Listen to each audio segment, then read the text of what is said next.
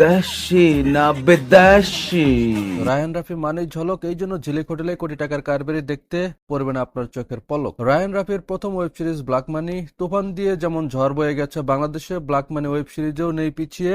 এই ওয়েব সিরিজে অভিনয় রয়েছেন ইন্তেখাব দিনার, লিজেন্ডারি ক্যারেক্টার মাসুম পারভেজ রুবেল, শিবা শানু, পূজা চেরি, আলাউদ্দিন লাবলু, মুকিত জাকারিয়া, সুমন আনোয়ার। ওয়েব সিরিজটি মূলত টাকাকে কেন্দ্র করে বানানো হয়েছে। টাকার ভোগ করতে যে খুন হয় অনেকে। পূজা চেরি এই সিরিজে মুভিতে চান্স না পাওয়া নায়িকা হিসেবে থাকে, টাকার জন্য স্টেজ শো করে। এই ওয়েব সিরিজে পর্যাপ্ত গালি ব্যবহার করা হয়েছে। আপনি যদি অজু করে এসে এই সিরিজ দেখতে চান তাহলে আপনার অজু থাকবে না।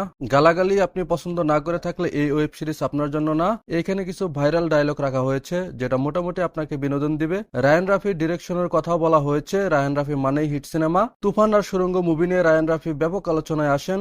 আপনি ফ্রেন্ডলি ওয়ার্ড ব্যবহার করে যেমন কথা বলেন, একই ফিল পাবেন এই ওয়েব সিরিজে। আমার ওপিনিয়ন বললে আমার কাছে কাজল আরেফিন উমির হোটেল রিল্যাক্স থেকে এটি বেশি ভালো লেগেছে। এই ওয়েব সিরিজ দেখার আগেই আপনার মাইন্ডসেট করে রাখতে হবে ফ্রেন্ডলি ওয়েব সিরিজ দেখতেছেন। তবে হ্যাঁ, ভুল করে ফ্যামিলি সহ দেখতে যাবেন না, ইজ্জতের ফালুদা হয়ে যাবে, সিচুয়েশনটাও ওয়াকাট হয়ে যাবে, কারণ প্রচুর গালি ব্যবহার করা হয়েছে এইখানে। সো আজ এ পর্যন্ত। ভিডিও ভালো লাগলে লাইক কমেন্ট শেয়ার করতে ভুলবেন না, নতুন হয়ে থাকলে সাবস্ক্রাইব করতে ভুলবেন না। দেখা হবে পরবর্তী ভিডিওতে।